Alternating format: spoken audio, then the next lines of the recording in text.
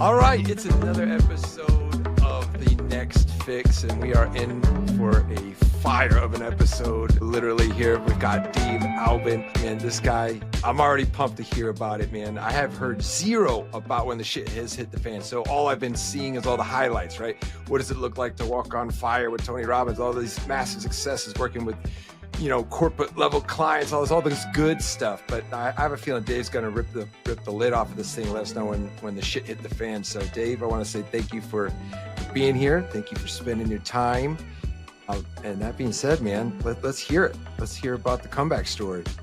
Thanks, Ryan. Thanks for having me. It's always an honor. I don't think a lot of people realize how much work goes into hosting, and that's why I haven't done it yet. So, oh, wow, where did it start? Gosh, if I go way back, it started, a couple of days before a couple of months, before I was born. My dad told my mom he was going to the store, and we never saw or heard from him again. And so some of it was laid there, if you will, because now I'm being raised by a single mom. And she woke up one day at the age of about 5 years old. I'm 5.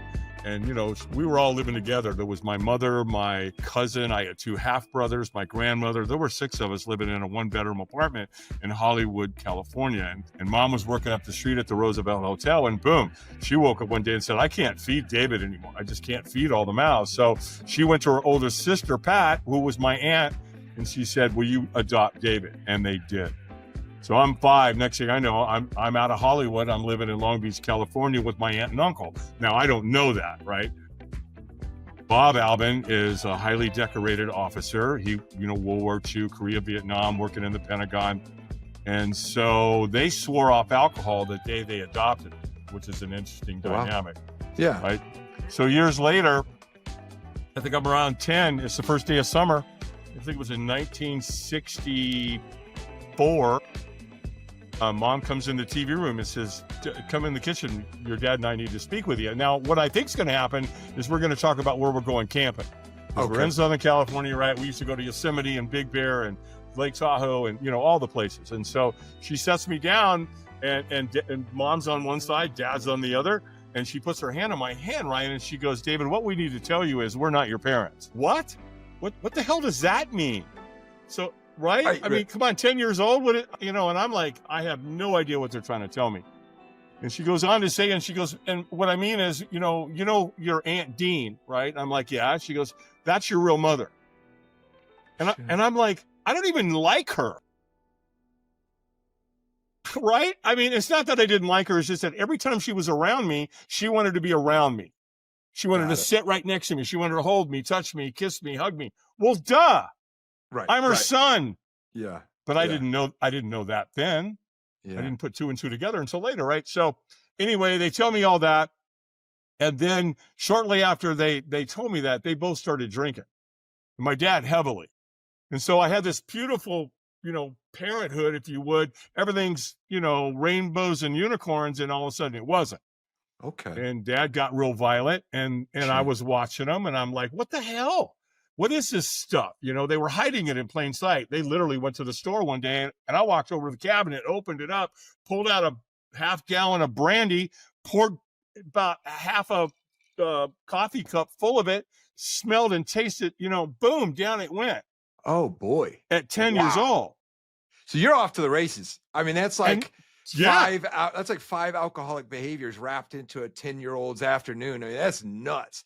Drinking booze out of a coffee mug, like straight. Yeah, straight shit. And what was interesting, I never had a chance. Yeah, you're right. I was an alcoholic right on the spot because I started to think alcoholically instantaneously. Where's the next drink coming from? Oh my gosh, it's like pouring gasoline, on the fire. And so I was off to the races. Yeah, I mean, there was no foreplay in the alcoholic. Nope. It was, I mean, that is wild. Oh, just put your foot on the gas and go, man. And so, and it accumulated, obviously it grew and grew and it expanded into school and everything else. And so, yeah, I ran like a gazelle and by the time I got into junior high school, I was already dancing around with drugs. I certainly tried cannabis and, that kind of a thing was going on. Yeah. So, but by the time I got to high school, I'd already found the door to hard drugs, cocaine, heroin, and, and anything else that would change the way I thought or felt, or, anything that felt good, right? For sure. Anything to try to get out of pain or gain pleasure. It's like, yeah, chocolate chip cookies, bring it, so well, now you're speaking to basically all of the characteristics and traits that a person of addictive behavior, for sure, has. And so for what I'm foreseeing, right? Like, you had already said, like, you didn't have a chance. And from the beginning of this is right. Yeah, I agree. Right. Like, so what the hell did that look like? I mean, did you have a chance at going to school? I mean, what the hell was it? What did it look like as far as your future was concerned at that point? My junior year, they called me into the principal's office and said, Albin, out, you're done. Oh, I had an entrepreneurial spirit, so I didn't care. Didn't scare me at all. When I'm a kid, I lived right across the street from a golf course in a big giant park, and I'm riding my Stingray bicycle in the park one day, and I'm riding along. All of a sudden, bink! This thing, this golf ball bounces over my head. I'm like, what the hell was that? I ride over to my bike. I pick up the golf ball, and the next thing I know, there's a golfer coming through the golf course, and he says, "Hey, kid, bring me that golf ball. I'll give you a quarter." You what? Say again? Huh? I walked over, I gave him the ball, he gave me a quarter, and I went, are there any more around here? Yeah. Right? So I literally rode the whole perimeter of the golf course. I found over 100 balls. And so I took them home, and I put them in the bathtub and was cleaning them, and I walked away, and next thing I know, my mom goes, damn it, what's all these damn golf balls doing in my bathtub? Get them out, Yeah. So I went back to the golf course. And behind the pro shop, right where the trash is, they had the boxes that they came in, the new balls. Well, they threw them out. Right. I grabbed them. And I went back to my house and I put them all in order, man. Titleist, Maxfly, Dunlop, Wilson. I went back to the parking lot, and you know what I did? Oh, man. So at 11 years old, I'm like, there's money out there. Go find it. Okay. Literally, right? Now, so then, yeah. Now that is, and I want to dig into that even more. I want to dig into that real deep, because I believe wholeheartedly that addiction, being an addict, those traits, they can be your superpower. And we've already touched on that very quickly, right? But I want to know the rock bottom moments. We didn't get to it. I'm sure the shit really hit the fan at some point. So what did that look like? So that all just boom, boom, boom, boom, boom, and it all came to a head on June 8th, 1988. I woke up that morning. I'm in the basement. I'm married to a woman that's got 4 kids. They're my stepkids. I'm in my, what was that? That was my 3rd marriage. Okay. And that was D-Day. I'm like, I'm done. I'm out. I'm not doing this shit tomorrow. I'm out. So I went and got my pistol and I loaded it, and I went to go, put it in my mouth. And it dawns on me. I'm like, whoa. Wait a damn minute, you self-centered shit. If you pull that trigger, guess who's going to suffer? Right. Those 4 kids, those 3 kids upstairs that you love. You can't do that, man. Yeah. You cannot do that to them. No, find another way. So then I was like negotiating with myself, saying, well, go out in the woods. Well, that's just proximity, right? They're still gonna, the cops are coming and the morgue's coming, and it's going to be all over the newspaper and all over the school. So my kids are still going to have to, my stepkids are still going to have to deal with that shit, right? So then I was like, I'm mad, I'm angry. I'm even mad at them because they're getting in the way of me taking the pain away, right? Wanting to, commit suicide. Yeah. And then all of a sudden I said, wait. Why don't you call Alcoholics Anonymous? And I'm like, and you know what's interesting about that? I had no idea who the hell AA was. I'd never been to a meeting. I didn't know anybody that went to a meeting. I'm like, where the hell did that come from? And yet there it was. Yeah. So I called.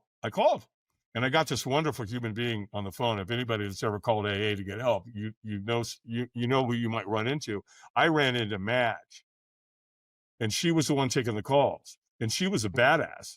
Okay. I mean, she's like, and she talked like this, are you sure you want to get sober? What's wrong? If I send somebody to get you, but she talked like that because she probably smoked 2 packs of Pall Mall non-filters a day.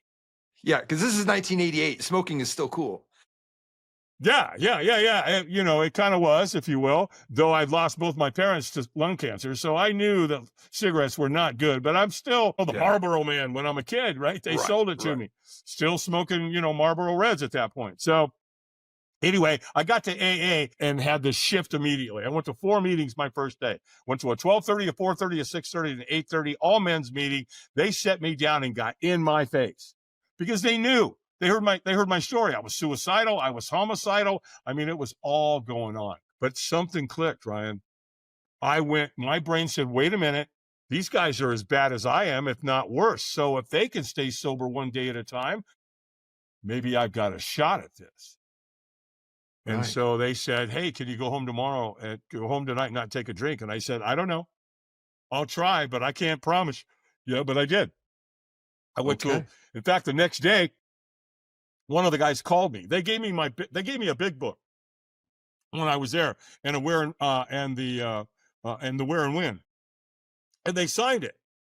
They put their telephone numbers in there. And I exchanged numbers with one guy. He called me the next morning. He calls me, and his name's John. And I, good morning. He says, hey, Dave, this is John from AA. How you feeling this morning? I'm thinking, how do you think I'm feeling? I want to kill somebody, and I might start with you. Yeah. Right? I'm angry. I'm pissed. It's day 2 in AA. Are you kidding me? Yeah. And he goes, yeah. He goes, yeah, I hear you. He says, hey, man, I live right around the corner from you. Let me come pick you up, and let's go to breakfast. Well, welcome to AA. Yeah. That's how it works. Yeah. And so, later on, you learn, at least I did, because my sponsors, I should say, pushed me in the direction of service work. Yeah. Because it says in the preamble there, what's it say? When anyone anywhere reaches out, I want the hand of AA to be there. And for that, I am responsible. Yeah. Well, hell yes, I'm responsible. Those men saved my ass. Yeah. Yeah. And so I like 2 months in, my sponsor said, the next guy that walks through that door, he's yours. You go introduce yourself. You're the gatekeeper. Right. And I'm like, Kevin, I'm 2 months sober. He goes, exactly. Yeah. Yeah. I'm 7 years sober. Who do you think they want to talk to? Yeah. And I think that there's, in the space of recovery it's really, there's no top, you never make it to the top of the ladder or the rooftop, if you will. Right. And so you're simply just one wrong, maybe 2 wrongs, whatever. You're 2 months sober, but you're 2 months more sober than the guy who's walking in. And so therefore you are the perfect candidate. You're the poster child for who that person needs to speak to. And then that's what you rinse and repeat is you rinse and repeat that process. And collectively we all kind of can make that difference. I want to know a little bit more though. I want to know, okay, you got to, damn near, painting the walls with your brains, but like, what was it right before that? I mean, you're in a 3rd marriage, but what did it look like substance-wise? You're doing cocaine, you're drinking booze, but like, I don't know. Were you like hiding it from people? Like, what were you the kind of guy who, there's empty bottles like in the cupboards everywhere and shit in your drawer at work? I mean, what did that scene look like? I had little bits of that, like I was working for an RV dealership one time, and I went out and it had snowed about 2 inches. And I had little baby bottles, and I hid them by the right front tire of these RVs to hide it out there. Well, the snow melted, right? Typical alcoholic shit, right? And so the owner, he's out there and he comes back, and he had a golf cart, and he was always out messing with the RVs, and he came back with this whole box full of little baby bottles of vodka. Like, what the hell are these? I don't know, man. I got no idea. Don't throw them away. I'll take those for you. Right? That kind of thing. So there was that, you know what I mean? But no, I never really wrestled with trying to hide my addiction. I just did. It was like, how did I do that? Shit, everybody knows. Come on. Like all my neighbors knew, when you're crawling around naked in your front yard with a 22 rifle, they kind of know you've got a problem, I wasn't, right? I wasn't out really trying to do that. Yeah. So, all right. So you and I share that. Right? Well, because the fact was there was no denial phase for me. I mean, just like I think that you and I both shared that the alcoholic phase hit rather fast. There wasn't a whole lot of like, is it a problem? I mean, it was pretty much a problem from the rip. Right. Yeah. And so now that also being said, that there wasn't a denial phase. There wasn't a whole like, I just wondered. No, I had warrants out for my arrest. I had no court license. Cases. No shit. Yeah, I've got this stack of evidence like that undeniably says that I have a freaking problem. And in ways I kind of look back and I kind of like from hearing your story, that's a short part of the story. You're like, well, what the hell am I talking about there? Because it was clear as day. And I feel like for a lot of people, that that denial phase can last years. It can last decades For of sure. just being like, okay, no, I've got it. It's like, no shit. And so that being said, you and I, I feel like we're cut from the same cloth, is that you seem like a maniac, right? But here's the question. Would you say, Dave, that your addictive nature and the traits that come along with it have become your strengths? Oh yeah, sure. And a lot of those pearls of wisdom were gathered in the rooms of Alcoholics Anonymous. I mean, there was obviously there's a lot of things I learned in the streets, my entrepreneurship and all that. But at the end of the day, where I really gained momentum, because right after I got sober, I had insomnia, right? And so I was up late at night all the time, 3 o'clock in the morning. Well, back in 1988, late 1988, there's a certain motivational speaker that some people know about today who was making his debut on infomercials, and he was selling a program called Personal Power. And of course, when did he put his ads out? 3 o'clock in the morning. That's where the people that need help are. They're up late worrying about shit, watching whatever. So I saw an infomercial, and there was Tony Robbins, right? And he was selling Personal Power. And I did not like his ass in the beginning. I'm like, you pompous ass, you're all motivated and encouraging. Well, I'm not. I feel like shit, right? But he said a couple things that got me. One of them, he said, we'll do more to avoid pain than we will to gain pleasure. And I went, whoa, that resonates with me. That's my life. Yeah. And he said, the two ways we make decisions is out of inspiration or desperation. And I went, holy shit, I'm pretty desperate. This guy's talking right to me. So I broke out my American Express card, and it was $189 in 1988. I bought the program. They sent it, came in a big box, came on cassette tapes. You listen to one tape every day. Then on the weekends, you listen to a subliminal tape, and you could go through the program. And I did. And I did exactly what that man taught me to do. And it worked. And so here I am sliding into the personal development industry, having come via Alcoholics Anonymous. Well, I ended up loaning my program to a buddy in AA. And years later, like 7 years later, he called me on the phone and said, hey, dude, Tony Robbins is coming to town. You're going with me. You got me into this shit. Come on, man, go with me. And I said, well, yeah, I'll do it. He goes, great. Let me call you back. Well, hell, he calls me back an hour later and he goes, done. We pick up the tickets at will call. Here's what we're going to do. They told us to bring a good attitude, be ready to play full out, drink a lot of water, stay hydrated. You're going to spend a lot of time in the room, bring snacks. Okay. Yeah, no shit. You're going to spend a lot of time in the room. And then as he's getting off the phone, he goes, oh, wait. Before I get off, the most important part, we're going to be doing a firewalk.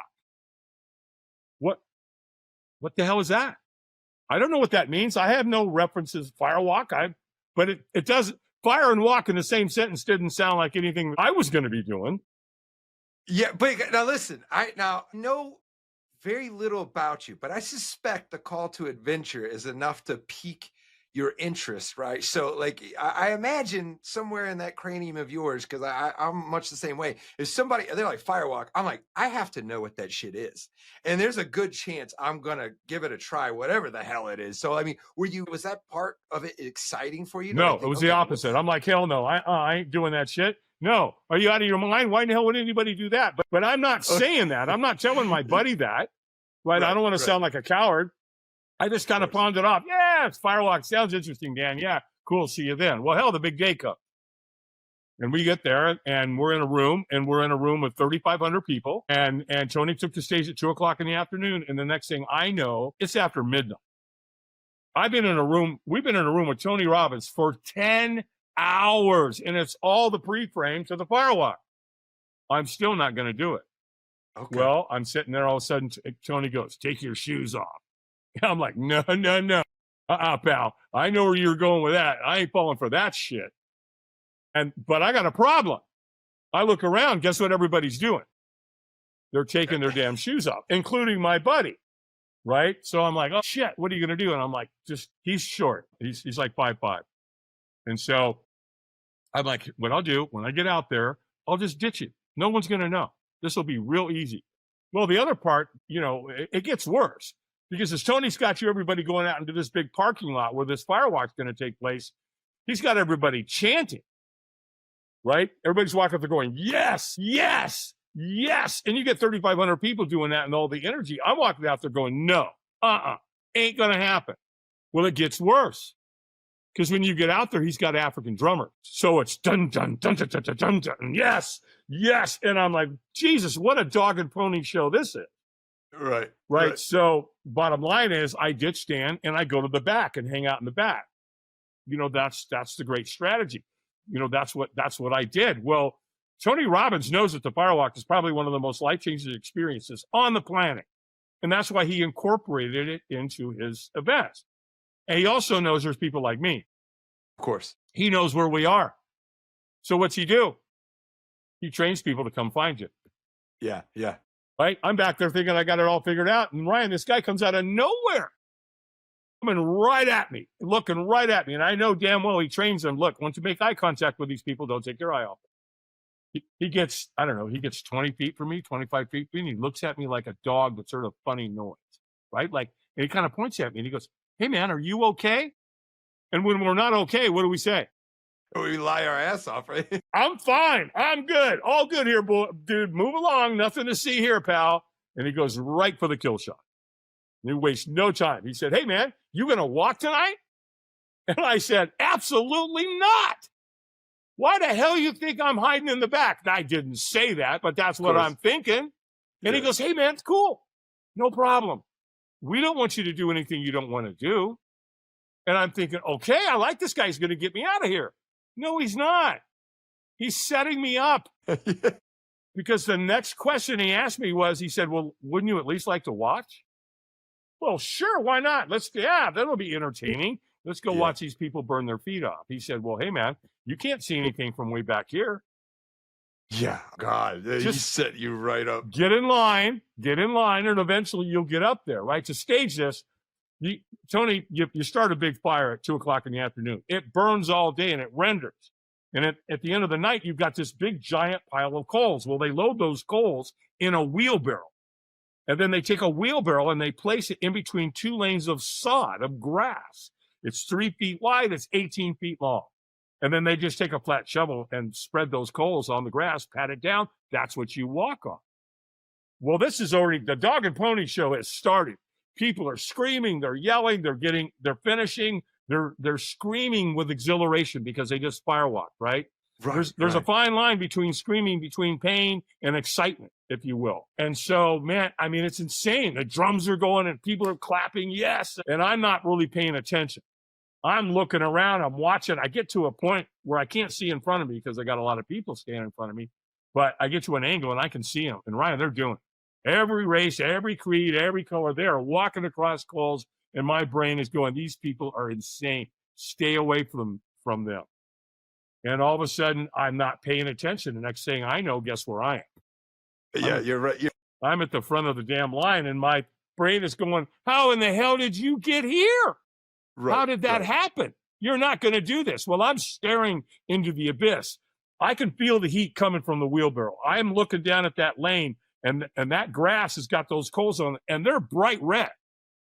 And your brain is fight or flight, and I'm staring at it. Well, there's a trainer standing right there.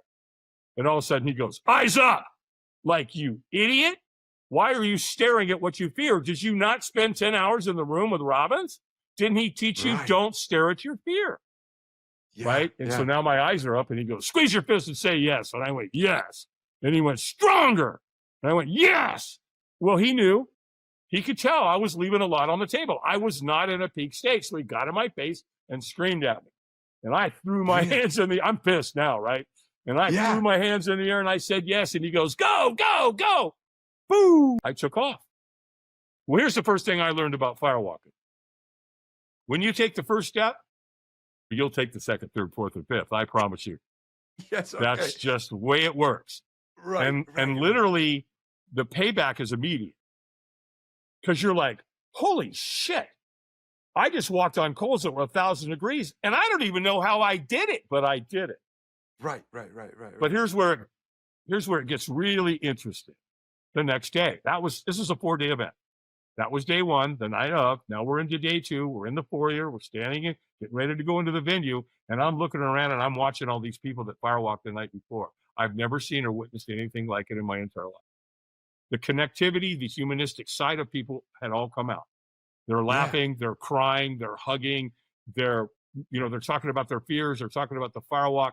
It was absolutely beautiful to watch how human beings were treating each other because they're all in the moment, right? There's none of the shit past, present. No, you're here right now with 3,000, 3,500 people, and we all experienced some serious shit last night. Because I'm going, looking around, I'm going, did we drink the Kool-Aid last night? We sure as hell did, every drop. And that's what got me. So let me ask you this. All right, you completed the walk, but you're kind of entering the experience as like a wallflower. Now, is that like your natural gear? Do you normally you keep yourself to the outskirts of things? And then if so, like how did that change the next day? Did you feel inclusive? Did you feel a part? Yes. And Yeah, because right in that moment that night, I'm like, all right, well, where's the bus? Let's go climb Mount Everest. What else can we do? Because if I could walk on coals that are 1,000 degrees and not burn myself, what else can I do? I got another question. Dave. Yeah. I would like your thoughts. So this experience, small community based, right? How do you liken that to maybe your experience with the rooms in A? Well, you could start off with hope and belief systems and mindset. And community and, being around people that actually give a shit about other people. There we go. And so, you're attracting both kind of the similar mindsets into each environment. Yeah. It's very, very similar. And now that you completed that walk, right, you also have something to bond over. And I think that maybe that's a lot of the rooms. Hell yeah. You could be 10 years later, you're at the grocery store, you run into one of these people and they're like, Dave Albin, hey, dude, we firewalked together. Hey, man, how you been? Right. Yeah. Right. So you have that community. There's that camaraderie that is automatically built in because the Firewalk community is tight. Yeah. Yeah. So what happened the second day? All right. So second day, I ended up meeting one of Tony's trainers and you were talking and I'm like, hey, so what's it like being in this environment? He goes, are you kidding me? In fact, he goes, you see these people standing over there with the black shirts, the pink writing. By the way, this trainer's Ted Macy. We just lost Ted about 2 weeks ago. And so Ted's going, hey, they're volunteers, man. They're people just like you. They went home, they called Robbins, they sent them an application, filled it out, and they got selected to come back. You got to do that, man. If you want to be in this environment, do it. I did. And I got a letter in the mail weeks later that said, Dave Albin, congratulations. You've been selected to crew with the Anthony Robbins companies. Boom, there I am. Well, the application is pretty intense. So they're constantly looking, at that application to see what you're qualified for. Like they're looking at me. I got a military background. I got a security background. I live on a farm, so I know how to split wood. I know the difference between oak, hickory, and locust. You know what I mean? So there were like reasons for them to go, hey, he might be a really good person to put on the fire building. Because when Tony puts on an event, he'll have 400 people coming to help. And 60 or 70 of them are outside building the fire all day long. And that's where they put me. And man, I found a home. They also put me on the security team. So I got to start taking care of Tony's celebrities. So that was all going down in 95. 96, I became a subcontractor. You're a big dude, right? You're a big dude, right, Dave? No, I'm 5'11". No, I'm 5'11". Your personality seems 6'7". Yeah, so once I got there, because as a volunteer you have to pay your own way, right? And so it's costing me $2,000 to go volunteer to his events, right? My wife's going, 2,000 every time you go. You're going 3, 4, 5, 6 times a year. Hold on a second. Who the hell is this Tony Robbins guy? What Kool-Aid have you drank and what cult have you joined? And so the next thing I know, though, they offered me a subcontractor's position where they paid my way. They gave me a little salary, so I started taking care of celebrities. And the next thing I know, I'm on the fire building team as the assistant captain. That was all going down in 95, 96. 2003 comes along. We're at Date with Destiny at the Atlantis Hotel. Tony calls me in the office and said, hey, dude, I'd like you to take over all of my Firewalks globally. I'm like, holy shit. Okay, well, Tone, here's the problem. I homeschool my kids. I don't know that I can do that. And he's like, oh, shit, I missed that. Well, okay. What if we pay for your family to travel with us? Would that help? Really? Yeah, that could help. In fact, my family's first event was Sydney, Australia. So my wife was along, right? She loved it. She would homeschool them. She was there in the event. We were backstage in the green room and around Tony and the celebrities.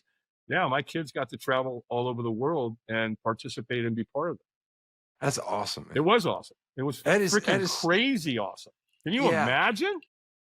And now something is kind of sticking out to me from what you had said earlier, and it is something that I believe in, and I just kind of want to reiterate it, is that having something to move away from is just as powerful as something to move toward, if not more powerful, right? And so, having a life that you want to never go back to, right? Or something like that. And I know that there was like a study where they had mice and they're kind of trying to find this cheese, right? And then they wafted in the scent of a cat.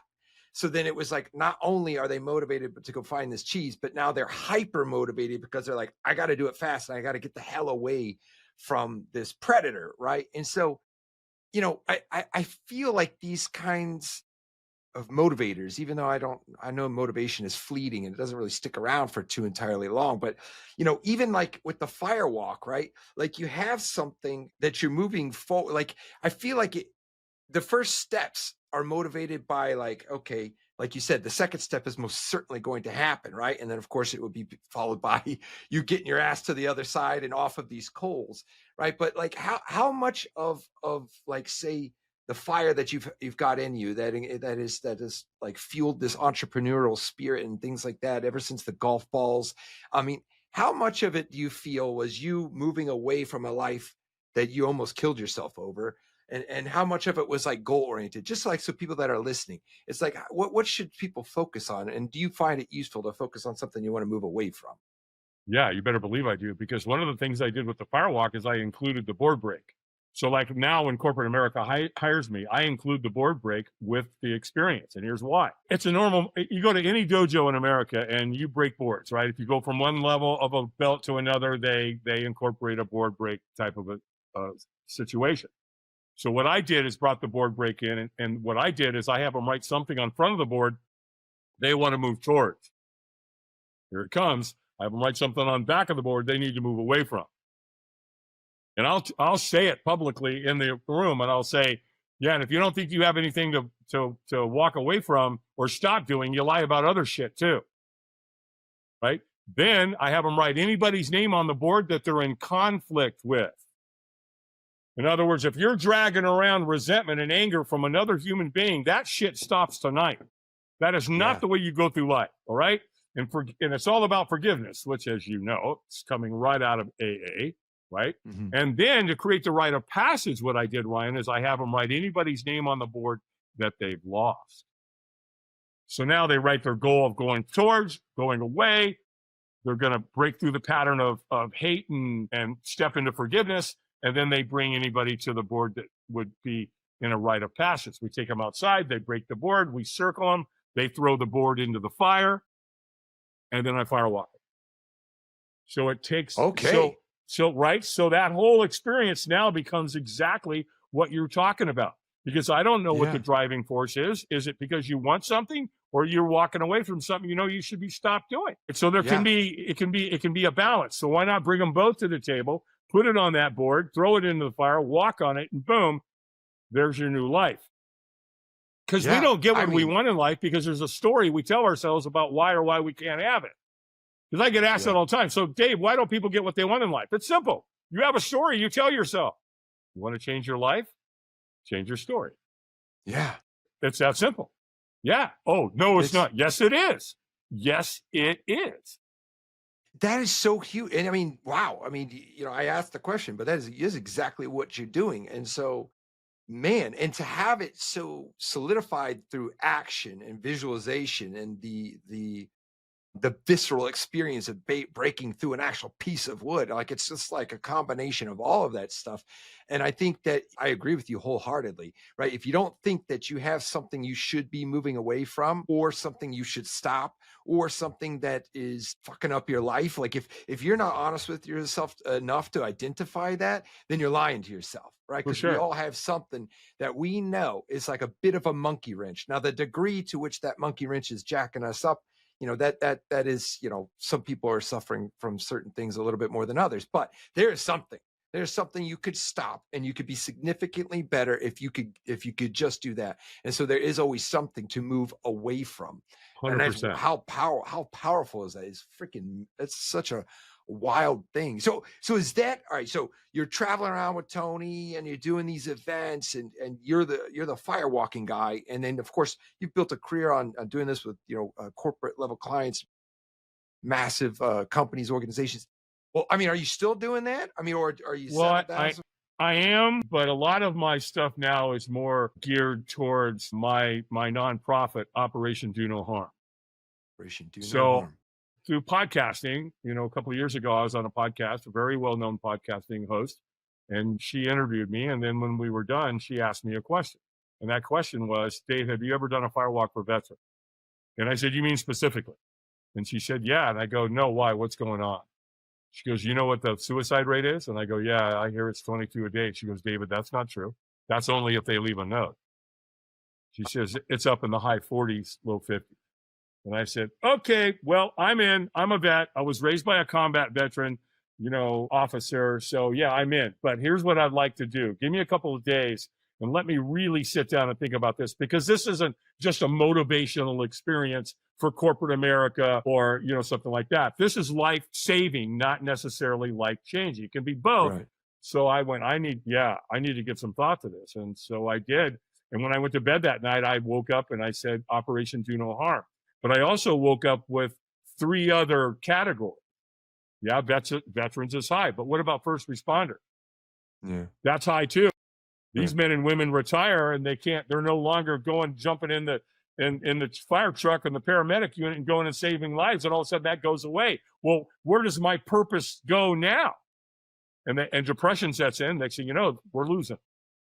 Yeah, and that's also when that call to adventure is gone. I mean, and very well, like how many people that are used to the adventure, used to hopping that truck and saving others' lives. But then when that adventure is kind of ceased for whatever reason, retirement, or, you come back from overseas, and then you hit the bottle or you hit the drugs because it's a biological adventure and it's like this weak substitute, but so many people lean on it, man. And you know that very well. But so, all right. So 2 other categories I want to throw in there. So we got veterans, first responders, single moms, because I knew that environment. I know what that looks like. And then what about kids that are abused and neglected? So there's 4 categories. So that's what Operation Do No Harm was built around. So now when corporate America comes to me and like, that's the only way you can get to me now. Like you can't hire me anymore. Right. Hey, Dave, we want to hire you to come to Chicago and do an event. No, sorry, I'm booked out. However, you want to get involved with Operation Do No Harm. It's a 501c3, and you want to make a donation, and you want to make your company look really good, right? You want to support something really strong, really, really powerful. Then let's talk about that. You want to help my nonprofit? Then I'll help you change your people's lives. Because if you're working together and there's dissension or there's shit going on and they're arguing about masks or vaccines or political bullshit, then you better fix that, Mr. CEO, because if you don't, it's going to infect your company.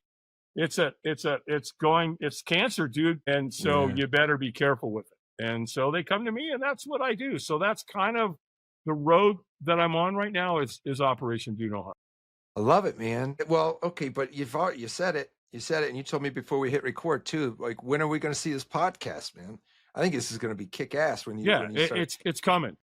Yeah, I've got Kyle Rittenhouse. Rittner is coming in. I'm building my home here is in the Appalachian Mountains. I got a beautiful cabin, and we're going to take the upper part of the house and turn it into a studio and an extra bedroom, bathroom, all this kind of stuff. And then so we're going to start recording, and it's coming.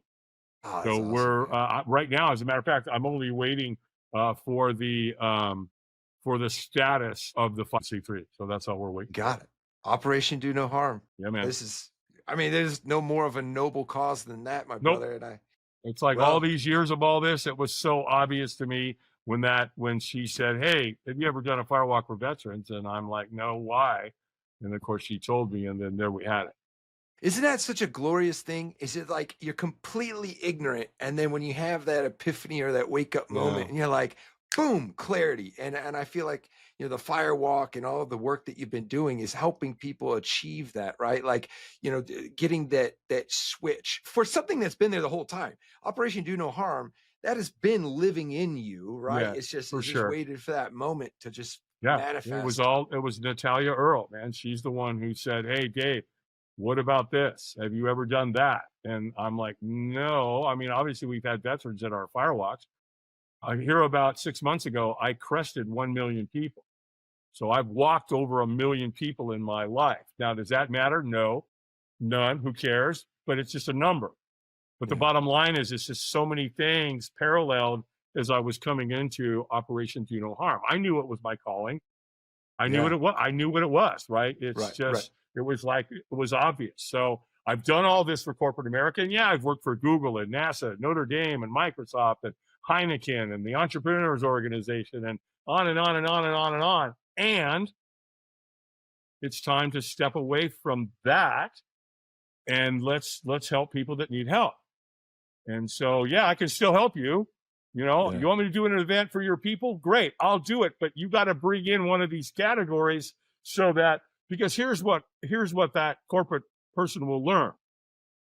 You and all the people that did the Firewalk get to participate in saving people's lives. That takes the Firewalk, the board break, and everything else, and it takes it to another level, because now you're also installing a deep purpose in and around the entire experience. And so that way, on Monday when they come to work, they go, look what we did.